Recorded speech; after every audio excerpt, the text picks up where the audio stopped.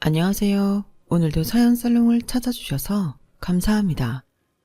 최근에 이혼을 하고 돌싱이 된 30대 여성이에요. 세상에는 못된 사람들이 참 많더라고요.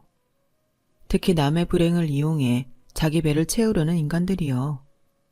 하필 제가 만났던 남자가 바로 그런 부류의 인간이었어요. 연애기간을 포함해 5년 넘게 살보비며 살아왔지만 일면식도 없는 남보다 못한 인간인 줄은 몰랐네요. 부모님이 이혼하신 이후로 누군가에게 사랑을 받아본 적이 없던 저는 저 좋다는 남편이 그렇게 고마울 수가 없었어요. 비록 나는 반쪽짜리 가정에서 자랐지만 내 자식만큼은 온전한 가정에서 부모 사랑 듬뿍 받고 자라게 하려고 부단히 노력을 했는데 그런 마음이 오히려 제 발목을 잡고 말았네요. 저희 부모님은 제가 초등학교 6학년이 되던 해 이혼을 하셨어요. 사실 두 분 사이는 이미 오래전에 남보다 못한 사이가 되어버렸지만 어떻게든 가정을 지키려는 엄마의 노력으로 수년을 더 버텨온 셈이었죠. 저희 아빠는 밖에서는 한없이 멋지고 선량한 사람이었지만 집에서는 가족들에게 욕설과 폭력을 일삼는 못난 폭군이었어요. 야, 반찬이 이게 뭐야? 넌 집구석에서 하는 일도 없이 빈둥거리면서 내가 벌어다 준 돈은 다 어디다 쓰고 이따위 풀쪼그레만 상에 올리는 거야? 너 남자 생겼냐? 내가 준 생활비 빼다가 딴 놈 아가리에 쳐넣어주고 있는 거 아니냐고. 여보, 무슨 말이 그래요? 나한테 남자가 어딨어요? 애 듣는 데서 그런 말 좀 하지 말아요. 반찬이 부실한 건 죄송해요. 내일부터는 신경 쓸게요. 하, 이게 아주 말 돌리는 거 봐라. 네 눈에는 내가 지금 철부지 애처럼 반찬 투정이 나는 걸로 보여. 난 지금 네 태도에 대해 훈계하는 거잖아. 무릎 꿇어. 당장 무릎 꿇고 빌라고. 아빠는 제가 보는 앞에서 기어이 엄마 멱살을 쥐고 바닥에 무릎을 꿇렸고 30분이 넘게 폭언을 쏟아내며 광분했어요. 엄마한테 남자가 생긴 게 아니냐고 윽박질렀지만 실상은 아빠가 바람을 피우고 있었으면서요. 아빠는 평소에도 자기 기분이 안 좋으면 말도 안 되는 이유로 엄마를 괴롭혔고 그런 아빠 때문에 저랑 엄마는 아빠 앞에서 늘 겁에 질려 있었어요. 그러다 언제부턴가 엄마한테 집요하게 이혼을 요구했고 결국 엄마는 이혼 서류에 도장을 찍고 말았어요. 돈은 필요 없으니까 우리 유정이만 데리고 나가게 해줘요. 야, 내 새끼를 왜 네가 데려가? 그리고 돈 한 푼 없는 게 애를 어떻게 키우겠다고 난리야? 변변한 친정도 없는 게 뭘 믿고 까부냐고. 좋은 말 할 때 순순히 나가라. 험한 꼴 보기 싫으면.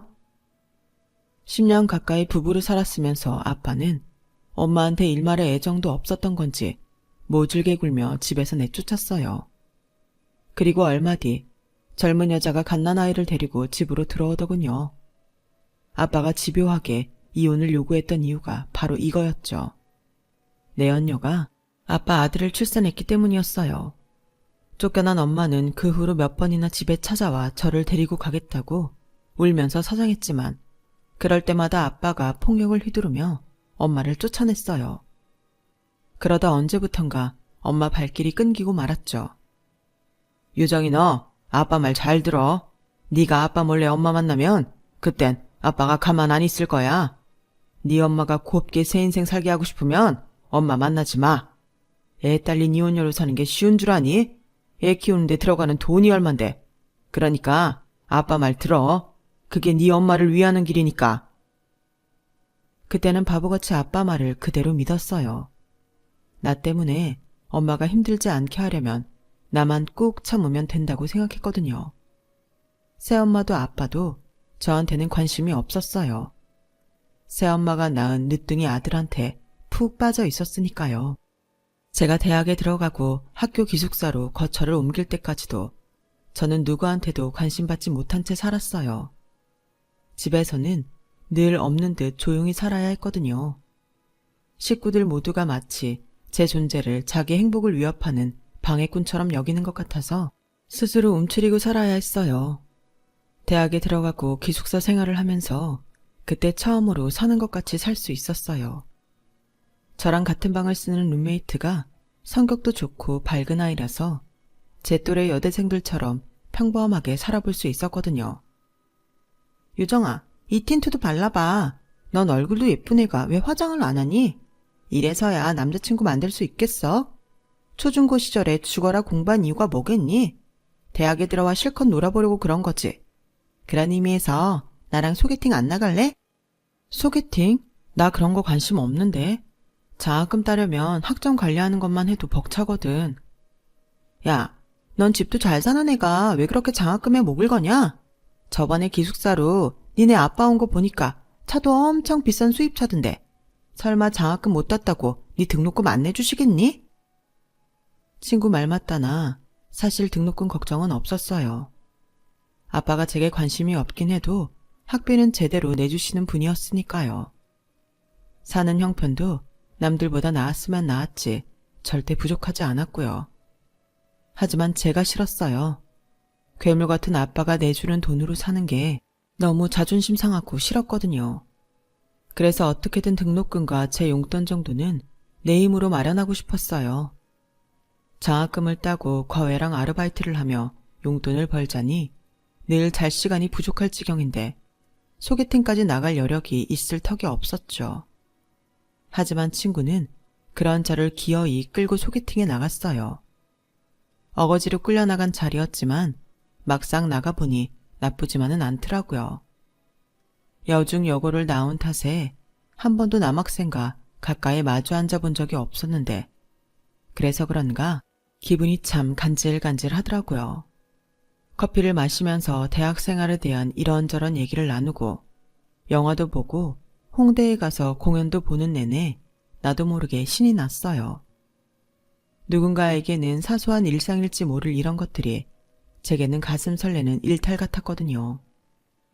그 후로도 친구를 따라 소개팅도 나가고 친구 권유로 영화 동아리에 가입해 동아리 사람들과 영화를 보러 다니고 방학 때는 직접 단편 영화도 찍어보기도 했어요. 다들 학생 신분이라 돈은 없었지만 번뜩이는 아이디어와 발품을 팔아가며 나름 열심히 만들었죠. 완성작은 사실 그닥이었어요. 따로 조명도 쓰지 않아서 밤신의 경우는 너무 어두워서 인물 표정이 보이지도 않았고 전용 녹음기기를 사용하지 않아서 음향은 정말 꽝이었죠. 하지만 그래도 좋았어요. 우리 손으로 무언가를 만들어냈다는 자부심이 있었거든요. 동아리 생활을 하면서 총 6편의 영화를 만드는 동안 저는 전과는 많이 달라졌어요. 내성적이었던 성격도 나름 외향적으로 변해갔고 무엇보다 사람들과 어울리는 게 어렵지 않아졌죠. 그렇게 눈코 뜰 새 없이 바쁘게 지냈던 대학생활이 끝나고 저도 취준생이 되었어요. 바쁜 와중에도 장학금을 따려고 학점 관리를 해왔던 덕에 꽤 괜찮은 기업에 원서도 넣을 수 있었어요. 하지만 평범한 직장인으로 살고 싶지는 않더라고요. 그래서 택한 곳이 광고회사였어요. 실은 영화사에 들어가고 싶었지만 아빠가 반대를 하셔서 차선으로 선택한 게 광고회사였죠. 다행히 졸업과 동시에 입사시험에 합격한 저는 24살이 되던 해 사회인이 되었어요. 제가 취직턱을 내려고 영화 동아리 사람들을 불러 모았던 날 제 룸메이트였던 친구가 그러더라고요. 미안, 실은 그동안 나 니네 아빠 끈아플 노릇했어. 너 기숙사에 들어오던 날 니네 아빠가 날 불러서 그러시더라고. 매달 용돈 보내줄 테니까 너 좀 데리고 놀아달라고. 네가 니네 아빠 싫어하는 건 아는데 내가 보기엔 너희 아빠가 널 많이 아끼시는 것 같더라. 그러지 않고서는 돈까지 주면서 자기 딸이랑 놀아주라고 하진 않을 거 아냐. 그럼 넌 돈 때문에 나랑 친구가 된 거야? 그런 거냐고. 처음엔 돈 때문에 너한테 접근한 거 맞아. 근데 시간이 지나면서 너랑 친해지고 나니까 죄책감이 들더라. 그래서 니네 아빠 찾아가서 더는 못하겠다고 말했어. 용돈도 안 받겠다고 했고. 그랬더니 우리 영화 찍는데 후원해 주시겠다고 하더라. 그동안 방학 때마다 우리가 원 없이 영화 찍을 수 있었던 거 그거 니네 아빠 덕분이야. 유정아, 사람마다 사랑을 표현하는 방식이 다른 거잖아. 난 니네 아빠도 그런 거라고 생각해. 친구가 한 말 때문이었을까요? 그날은 술을 아무리 많이 마셔도 취하지 않았어요. 내 유년기를 지옥처럼 만들었던 아빠가 날 사랑할 리 없다고 부정하면서 기를 쓰고 흔들리지 않으려고 노력했거든요. 친구 말대로 그게 아빠의 사랑 표현법이든 뭐든 아빠가 내게서 가장 소중한 엄마를 빼앗아 갔다는 건 달라지지 않았어요. 회사에 입사한 후로는 미친 듯이 일에 빠져 살았어요. 입사 2년차까지는 일을 익히느라 정신이 없었고 3년차 때는 뭐든 잘할 것 같은 근거 없는 자신감 때문에 스스로 혹사하며 시간을 보냈고 대리를 거쳐 팀장을 달게 되면서 막중한 업무량에 치여 일 외에는 없는 생활을 하게 되었죠. 그러다가 어느 날 갑자기 번아웃 증상이 와버린 거예요. 내 인생이 무의미한 것 같고 식욕도 없고 아무 의욕도 안 생기더라고요. 그 좋아하던 영화도 다 지겹고 그냥 온몸에 힘이 쭉 빠진 채로 시체처럼 널브러져 버린 거예요. 이런저를 보다 못한 부장님이 반강제로 심리상담 치료를 받게 했고 그때 제 담당 의사로 만난 사람이 바로 제 남편이었어요. 처음 상담을 하러 가서는 남편이 묻는 말에만 몇 마디 대답을 할 뿐 별말을 안 했어요. 난생 처음 보는 사람한테 제 속 얘기를 하는 게 쉬운 일은 아니잖아요. 그게 일반인이 아니라 의사라고 해도 말이죠. 괜히 아까운 상담료만 버린다는 생각에 자꾸 시계만 봤더니 남편이 그러더라고요. 돈 나가는 소리 들리죠? 네? 그게 무슨 소리예요? 상담료 말이에요. 별로 도움도 안 되는 것 같은데 시간은 가고 상담료는 내야 하고 아깝잖아요. 그쵸? 솔직한 건지 영악한 건지 남편은 제 속을 들여다본 사람처럼 말을 하더라고요. 이후 상담할 때도 남편은 너무하다 싶을 정도로 솔직하게 저를 대했고 그런 점이 마음에 들어서 나도 모르게 제 이야기를 하기 시작했어요. 불우했던 어린 시절 얘기부터 아빠로부터 받았던 정신적 스트레스, 그리고 엄마와 이별한 얘기까지 모조리요. 처음엔 입대는 것조차 힘들더니 한번 얘기를 시작하고 보니 이후로는 틀어놓은 수도꼭지처럼 줄줄 제 얘기가 흘러나왔어요. 그렇게 반년 정도 상담 치료를 받고 나니 남편이 더는 안 와도 되겠다고 하더군요. 그런데 그 말이 너무 서운하게 느껴지는 거예요. 그래서 입술을 꽉 깨물고 고개를 숙이고 있었더니 남편이 다가와 그러더라고요. 이제 상담실에서 내 환자로 말고 밖에서 애인으로 만나고 싶은데 유정 씨는 어때요? 그 말은 마치 사막에서 오아시스를 만난 것처럼 제 숨통이 트이게 했어요. 그렇게 남편과 저는 의사와 환자의 관계를 끝내고 연인 사이가 되었고 2년간 연애를 한 뒤 결혼을 하게 되었어요. 남편을 데리고 아빠 집으로 가는데 발이 잘 안 떨어지더라고요. 대문 앞에서 초인종을 누르려는데 손이 어찌나 떨리던지. 그런 제 모습을 본 남편은 제 눈을 똑바로 바라보며 말했어요. 유정아, 겁낼 거 없어. 내가 네 옆에 있잖아. 너도 알지? 나 운동 열심히 하는 거. 어지간한 남자들도 나 못 이겨. 그뿐이야. 이런저런 환자들 상대하느라 말빨도 좋다. 너도 내 말빨에 넘어왔잖아. 안 그래? 능글맞게 웃으며 제 기분을 살펴주는 남편. 그 모습에 그제야 안심이 되더라고요. 그래, 이 남자가 내 옆에 있는데 내가 뭘 두려워하냐. 그런 생각이 들어서 자신 있게 초인종을 누를 수 있었어요. 대학에 들어가던 해 집을 나와 10몇 년이 흐른 뒤에 돌아온 본가는 전과는 많이 변해 있었어요. 그 사이 리모델링을 했는지 집 구조도 조금 달라졌고 인테리어는 예전 모습을 찾아볼 수 없을 정도더라고요. 꼬맹이였던 배다른 동생은 턱 밑에 거뭇거뭇한 수염이 났을 정도로 건장한 사내가 돼 있었어요. 젊고 하얗던 새엄마는 어느덧 중년 여성이 되어 있었죠. 그리고 그렇게 크게만 느껴졌던 아빠는 전보다 많이 왜소해져서 폭군의 이미지라기보다는 인상 좋은 중년의 아저씨처럼 보이더라고요. 그날 아빠는 제 남편과 술잔을 기울이며 이런저런 말씀을 하셨어요. 대부분의 대화 내용은 경제와 정치 관련 얘기라서 굳이 이런 얘기를 꼭 들을 필요가 있을까 생각하던 차 아빠가 잠시 뜸을 들이시더니 어렵게 말을 꺼내시더라고요. 우리 유정이 잘 부탁하네. 내가 주지 못한 사랑이 많아서 많이 외로웠을 거야. 미안하지만 살면서 자네가 나 대신 채워주게. 순간 나도 모르게 입술을 꽉 깨물었어요. 안 그랬다가 눈물이 흘러내릴 것 같았거든요. 안간 힘을 쓰고 눈물을 참은 저는 대문을 나서고 나서야 참았던 눈물을 쏟아냈어요. 술을 마신 남편 대신 운전석에 앉은 저는 어깨가 들썩일 정도로 한참을 울었어요. 아빠 말에 감동해서가 아니에요. 화가 나서였어요. 자기가 줬어야 할 사랑을 왜 남한테 대신 주라고 그러는 건지. 이럴 거면 엄마랑 나한테 그런 몹쓸 짓은 하지나 말지. 왜 이제서야 다정한 아빠인 것처럼 쇼를 하는 거냐고 따지고 싶었어요. 얼마나 울었는지 온몸에 힘이 다 빠져서 결국 대리기사를 불러야 했어요. 전에는 의사 남편을 얻으려면 열쇠 3개는 준비해야 한다고들 했지만 그 말도 옛말인지 시댁에서는 별다른 요구를 하지 않았어요. 대신 시댁 형편이 그리 넉넉한 편은 아니라서 신혼집을 구하는데 돈을 좀 보태주었으면 하더라고요. 제 전셋집 보증금과 예금 적금을 털어보니 총 3억가량이 되길래 그 돈을 집 구할 때 쓰라고 남편한테 건넸어요. 혼수랑 예단, 결혼식 비용은 아빠가 해주시기로 했고요. 막상 상견례도 끝나고 결혼 날짜가 잡히니 기분이 이상하더라고요. 그동안 한 번도 엄마를 찾아볼 생각을 안 했는데 자꾸 엄마 생각이 나고 멀리서라도 얼굴을 보고 싶다는 생각이 들었어요. 보고 싶으면 찾으면 되지. 업체에 의뢰하면 금방 찾을걸? 자기가 원한다면 내가 알아볼게. 병원 일도 바쁠 텐데 그렇게까지 안 해도 돼. 내가 알아서 할게. 유정아, 우리 이제 결혼할 사이야. 자기 일이면 내 일이기도 하다고.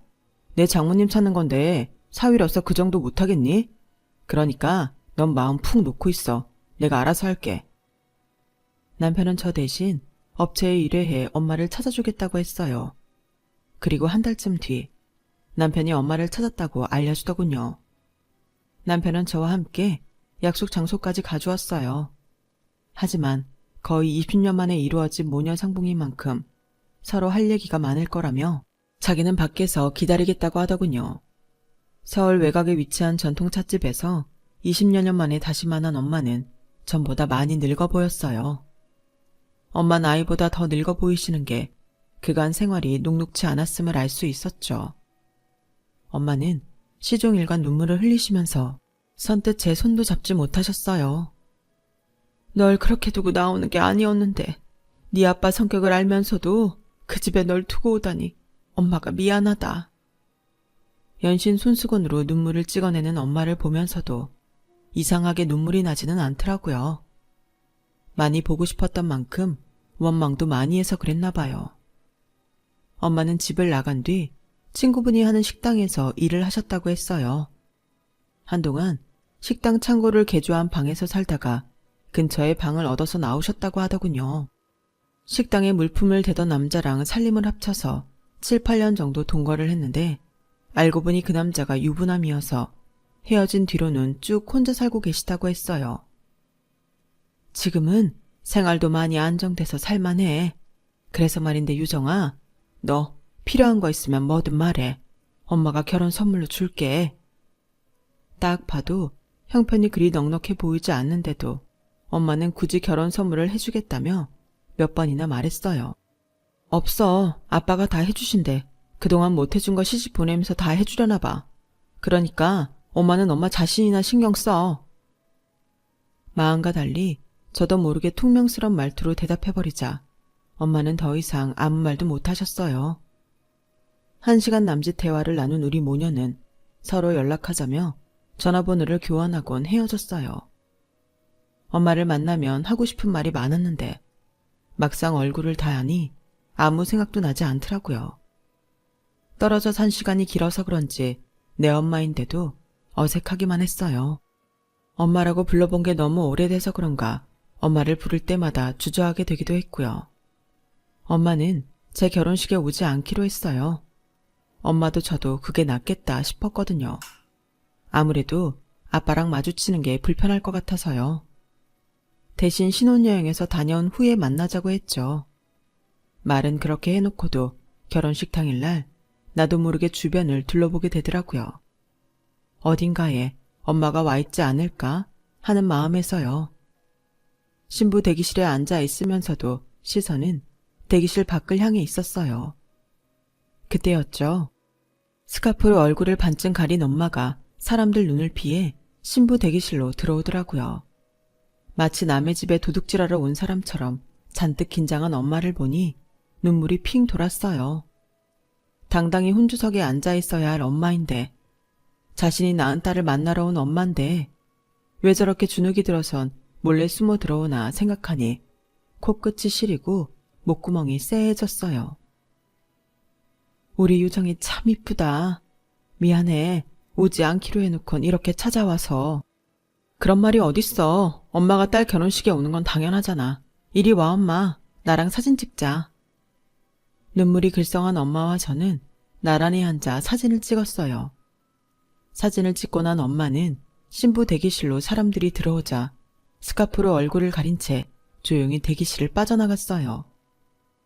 그제야 울음이 터져서 친구들이 달라붙어 눈물 자국을 지워주고 화장을 다시 해야 했지만 그래도 웨딩드레스를 입은 모습을 엄마한테 보여드릴 수 있어서 다행이라고 생각했어요. 시작도 하기 전에 눈물부터 흘린 제 결혼식은 다행히도 무사히 끝이 났고 엄마가 왔다 간 사실은 아빠한테 들키지 않았어요. 신혼여행에서 다녀온 후 다시 엄마를 만났을 때는 엄마도 저도 전보다는 많이 가까워진 상태였어요. 아직 어색한 감이 없지 않았지만 전보다 편하게 대화도 나눌 수 있었고 신혼여행에서 찍은 사진도 보여드리면서 여느 딸과 엄마처럼 시간을 보낼 수 있었죠. 이후로도 엄마랑 종종 문자도 주고받고 주말에 따로 시간을 내서 데이트를 하기도 했어요. 시부모님이 까탈스러운 분들이 아니라서 남달리 시댁 식구들한테 들볶이지는 않았지만 그래도 남으로 살아온 시간이 긴 탓에 종종 마찰이 생기긴 했어요. 특히 요리와 살림을 하는 부분에 있어서 알게 모르게 시어머니가 제 아킬레스건을 슬쩍슬쩍 건들곤 하셨거든요. 아니, 그 나이 먹도록 나물도 제대로 못 무치니?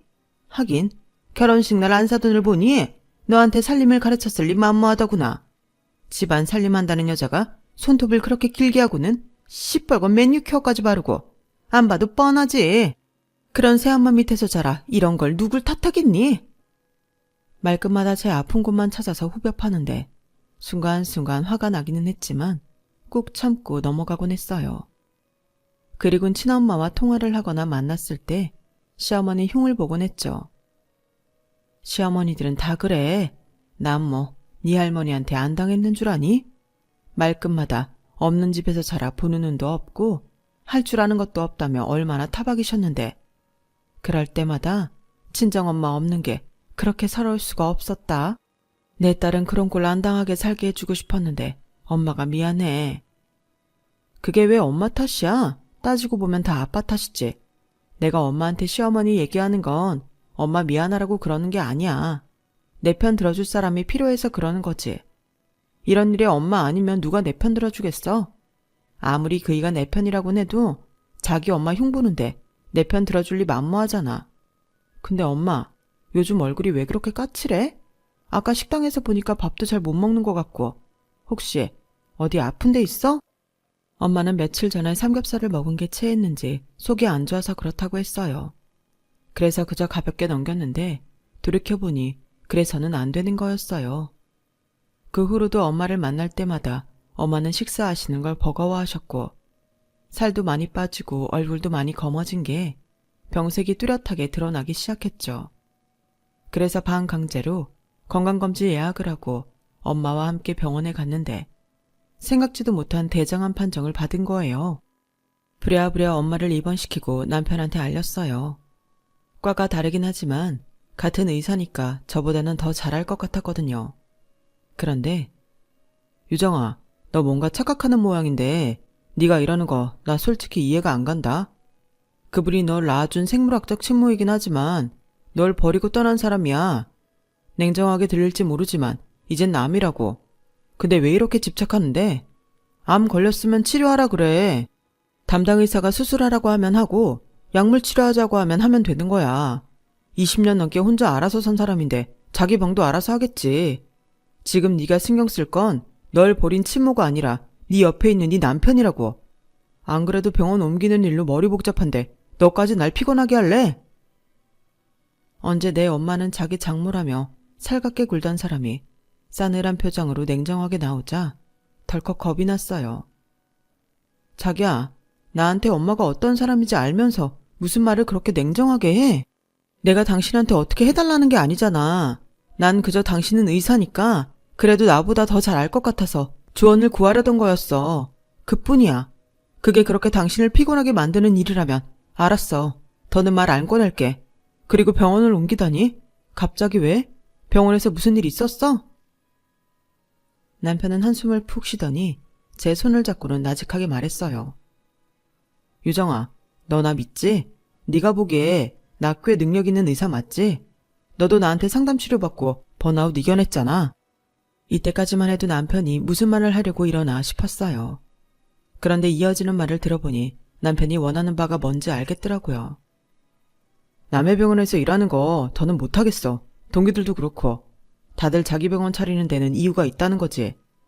아, 나도 돈만 있으면 내 병원 차려서 독립하는 건데 어디 동구할 데 없나? 유정아, 넌 어떻게 생각해? 어떻게 생각하긴 독립을 하고 싶어도 우리한테 그럴 돈이 없잖아. 일단 돈 모을 때까지는 어쩔 수 없지. 그래, 우리한테 돈이 없지. 근데 장인어른한테는 좀 있지 않을까? 까놓고 말해서 나도 나름 의사인데 우리 결혼할 때 너희 집에서 제대로 해준 것도 없잖아. 내 동기들 중에 아무것도 못 받고 이렇게 결혼한 거 나밖에 없어. 지금이라도 네가 장인어른한테 말 좀 잘해주면 안 될까? 큰 규모 아니면 돈도 그렇게 많이 안 들 것 같은데 말이야. 내 엄마가 암에 걸렸다는데도 남의 집 얘기하는 듯 하더니 당장 급하지도 않는 자기 개원하는 일은 어찌나 닥달을 하던지 저야말로 골치가 아플 정도였어요. 남편뿐만 아니라 얼마 뒤부터는 시댁에서도 저를 달달 볶아대기 시작했죠. 예, 너는 결혼한 지 3년이 다 돼가는데도 애도 못 가지면 미안해서라도 남편 내조라도 제대로 해야 할 거 아니니? 내 아들은 어떻게 하면 자기 병원 차려서 내 식구들 건사할까 그 걱정인데 넌 걱정도 안 되니? 돈 있는 친정도 쓰면 때로는 이용할 줄도 알아야지. 내가 이런 말 한다고 야속해 할지는 모르겠다만 네 아버지 죽고 나면 그 재산 누가 챙기겠니? 네 새엄마랑 배다른 동생이 챙길 거 아니냐고. 그럴 바엔 일찌감치 네 몫으로 챙겨놔야지. 지금이야 네 아버지한테 손 내미는 거 창피할지 모르겠지만 시간 지나면 잘했다 싶을 거다. 엄마 수술 문제만으로도 정신이 없는 저를 양쪽에서 들고 흔드는데 정말 미치는 줄 알았어요. 그래서 미친 척하고 아빠를 찾아갔어요. 거두절미하고 남편 병원 차리는데 돈 좀 달라고 했더니 새엄마가 눈에 불을 켜고 화를 내더라고요. 얘 봐라. 너 지금 맡겨놓은 돈 찾아가니? 어쩜 그렇게 당당하게 돈을 달래? 그것도 병원 차리는데 돈이 한두 푼이니? 어머 여보, 유정이 제 결혼하더니 이상해진 거 아니에요? 당신도 말 좀 해봐요. 열을 내는 새엄마와 달리 아빠는 무표정으로 아무 말씀도 하지 않으셨어요. 그러자 새엄마는 더는 못 참겠다는 듯이 버럭 질렀어요. 유정이 너 결혼할 때 아파트도 해줬는데 병원까지 바래야겠니? 그 아파트가 얼마짜린데? 자그마치 14억짜리야. 네 남편이랑 네 시부모가 하도 닥달해서 용인 땅 팔아 사줬으면 된 거잖아. 결혼식 비용에 신혼여행비, 네 시댁의 사돈의 팔종까지 줄줄이 예단해다 바치고 했으면 된 거 아니냐고. 도대체 언제까지 들러붙어서 돈 뜯어갈 생각인데? 네? 그게 무슨 소리예요? 저희 아파트 제 돈 3억에 나머지는 그이가 부담해서 산 거예요. 모자라는 건 은행 대출 받았고요. 어머머, 얘 지금 뭐래? 유정아, 너 사기 결혼 당한 거 아니니? 네 남편 개털인데 무슨 돈이 있다고 그 비싼 아파트를 사는데 돈을 대니? 네 시아버지 빚 갚느라 결혼 전부터 은행 대출도 다 막힌 사람인데? 너 정말 그거 몰랐던 거야? 새엄마 말대로라면 저는 사기 결혼을 당한 게 분명했어요. 결혼하고 3년이 다 되도록 매달 은행 대출금으로 남편과 제 월급의 3분의 1을 내고 있었는데 그럼 그 돈은 어디로 간 걸까요? 누가 거짓말을 하는 건지 모르겠어서 일단 남편한테 달려가 물었어요. 그랬더니 인상을 팍 쓰며 되려 성질을 내더라고요. 장인어른 그렇게 안 봤는데 입이 참 가벼우시네. 그새 그걸 너한테 다 말했다니? 그래, 이 집 니네 아빠가 해준 거 맞아. 그럼 내 돈은? 지금까지 매달 들어간 은행 대출금은 그 돈은 다 어디에 쓴 건데? 어디긴 어디겠어. 우리 아버지 빚 갚는 데 썼지. 나 의대 보내느라 뼈 빠지게 고생하신 그분들인데 그 정도 빚은 내가 갚아드릴 수도 있는 거잖아. 안 그래? 따지고 보면 네가 의사 마누라로 살 수 있는 것도 다 내 부모님 덕인데 그깟 돈 몇 푼이 아깝다는 거니? 유정아, 지금 우리한테 중요한 게 그게 아니잖아. 우리 병원을 어떻게 차릴 건가? 그게 중요한 거 아니야? 이건 정말 말도 안 통하고 수치심이라곤 1도 없는 인간이더라고요.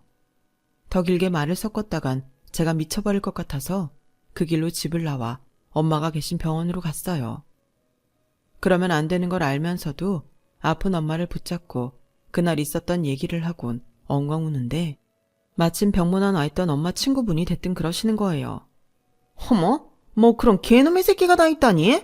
얘, 네 남편이 네 엄마한테도 돈 뜯어갔어. 니들 결혼식 하기 전에 우리 가게로 찾아와선 신혼집 마련하는데 돈 부족하다고 기어이 네 엄마 전셋집 빼서 1억이나 가져갔다. 니네 아빠가 너 결혼할 때 아무것도 안 해줬다는 말 듣고 네 엄마가 얼마나 울었나 몰라. 근데 그게 다 그놈 거짓말이었어? 아, 세상에. 하소연하러 온 자리에서 저는 기함을 토할 소리를 또 듣고 말았어요. 도대체 이놈의 남편놈은 정신상태가 어떻게 된 놈이길래 내 가족들한테 그렇게 돈을 뜯어갔던 건지. 그런 줄도 모르고 세상에 하나뿐인 내 편이라고 믿고 산 제가 너무 한심하더라고요. 딸 결혼하는데 살 집이 없다는 말에 엄마는 전셋집을 빼서 보증금 중 1억을 제 남편한테 내어주고 정작 엄마는 월세살이를 했더라고요. 그래도 딸 결혼하는데 그 돈이라도 줄 수 있어서 다행이라고 했더니 정말 가슴 찢어지게 아팠어요. 남의 상처를 이용해 그간 지 욕심을 채우고 살았던 남편을 생각하니 도저히 용서가 안 되더라고요. 그래서 이혼 전문 변호사를 찾아가 이혼 소송을 의뢰했어요. 그리고 남편이 출근한 틈을 타 집에 있는 남편 물건을 죄다 싸서 시댁에 보내버렸어요. 현관 비밀번호도 바꿨고요. 이삿짐 때문에 시부모님한테 연락을 받은 남편은 득달같이 제게 전화를 했더라고요. 야, 너 지금 뭐 하는 짓이야? 내 짐을 왜 우리 집에 보내? 너 혹시 아파트 팔아서 내 병원 차려줄 생각인 거야? 상황 파악이 안 된 남편은 끝까지 지 좋을 대로 해석하곤 떠들더라고요. 지랄하고 자빠졌네. 야, 내가 네 병원을 왜 차려주냐? 그리고 누가 아파트를 판대? 가지고 있으면 계속 오를 판인데. 내 부모가 해준 아파트니까 나 혼자 살려고 그런다. 너 이 집 사는데 1원 한 푼 안 보탰잖아. 안 그래? 게다가 살림살이 장만한 돈도 내가 준 3억에 비하면 턱없이 부족하고. 그러니 이 집에 네 거는 없다는 얘기 아니니? 돈 한 푼 안 보태고 무의도식하면서 새치 엇바닥으로 권리만 주장하는 널 내가 왜 봐주고 살아야 하니? 안 그래? 유정아, 너 지금 뭐 하자는 거야? 설마 나랑 이혼이라도 하겠단 소리니? 그런 거면 나도 위자료 받아야겠네. 그때까지는 나도 그 집에 살 권리 있는 거 아니야? 재산 분할도 해야 하는데. 그런데 날 이렇게 내쫓아도 되는 거니? 너 판단 잘해라. 나중에 후회하지 말고. 후회? 그건 앞으로 네가 평생 하게 될 거야. 나 이혼 전문 변호사 만나고 왔어. 그간 네가 벌인 짓들 다 말했더니 100% 승소 장담하더라. 애초에 결혼 전에 내 부모한테 받아서 산 아파트라서 재산 분할 같은 건 할 필요도 없겠더라. 그뿐이니 앞으로 네 월급도 차압당할 거야. 네가 우리 엄마한테 뜯어간 1억에 나한테 받은 3억, 거기다 지난 3년간 아파트 대출금이라고 속여서 뜯어간 내 월급까지 죄다 뱉어내게 될 테니까. 그뿐이니? 너 때문에 정신적 물질적 손해를 본 내가 위자료도 청구할 거거든. 너 이제 어쩌니? 내 돈 갚기 전에는 병원도 못 그만둘 텐데? 병원 개원? 꿈도 꾸지 마, 새끼야. 며칠 뒤 남편은 변호사를 찾아가 상담을 받고 왔는지 그제야 상황 파악이 된 모양이었어요. 어떻게든 저를 구워 삶아 관계를 회복해보겠다고 필사적으로 달라붙더라고요. 그런 악착 같은 모습을 보니 더 정이 떨어지는 악효과만 발생했지만요. 이렇게 시작된 이혼 소송은 이제 판결만을 남긴 상태예요. 당연히 제 승소가 확실시 되고 있고요. 그 사이 엄마는 약물 치료를 시작했고 저와 함께 제 아파트에서 살고 있어요. 다행히 지금 사용하는 약이 효과를 보여서 한시름 놓고 있는 상황이죠. 20여 년간 떨어져 산 모녀 사이지만 함께 산 지 몇 달이 지난 지금은 언제 헤어졌던 일이 있냐 싶을 정도로 지내고 있답니다. 아빠는 엄마한테 지은 죄가 있어서 그런지 집에는 찾아오시지 않고 있지만 엄마 치료비며 병원비를 몰래 대주고 계세요. 결혼 생활도 파탄나고 엉망이 된 제 인생이지만 그럼에도 불구하고 저는 지금의 이런 상황조차도 감사하고 있답니다. 세상 누구도 나를 사랑해주지 않는다고 생각했던 때가 있었지만 지금은 엄마도 되찾았고 아빠 사랑도 조금은 느낄 수 있게 됐으니까요. 다 잃었다가 되찾은 지금의 행복, 앞으로도 충분히 누리며 살고 싶습니다. 지금까지 제 사연을 들어주셔서 감사합니다. 항상 건강하시고 행복하세요. 여러분, 사연 댓글에 응원과 현명한 조언 부탁드려요. 좋아요와 구독은 저에게 큰 힘이 됩니다. 오늘도 좋은 일 가득하세요.